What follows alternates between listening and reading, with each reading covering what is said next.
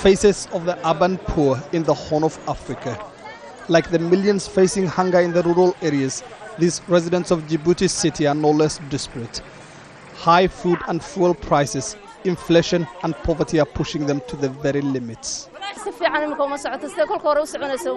People have little money to spend and we are feeling it here. It takes us a long time before we sell our merchandise, which means we get very little profits.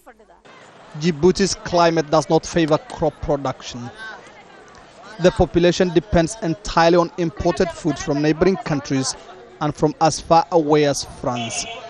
Owners of shops and supermarkets like this one say that the government needs to do more than bringing down the tax on essential commodities. People could barely afford our goods before the government reduced taxes on milk, rice and other essential goods. Though this has helped, we are still feeling the pinch. 2/3 of Djibouti's 800,000 people live on less than $1 a day. 1 in 10 lives in extreme poverty.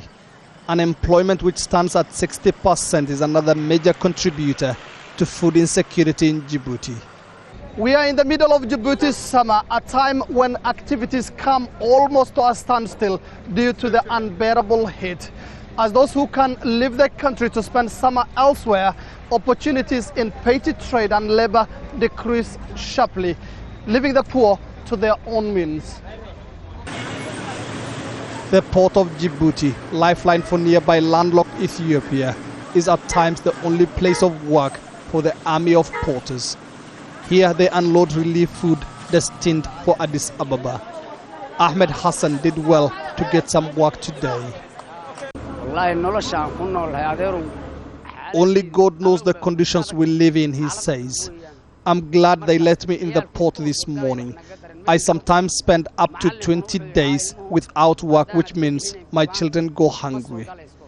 As the desperation spreads, so does the number of homeless people. Street families, mostly natives of Somalia and Ethiopia, live in dire poverty. They left their countries because of war and lack of food, but have found few chances to break that cycle of poverty here, making ends meet by begging, taking odd jobs and living on the roadsides. Mohammed Adow, Al Jazeera, Djibouti.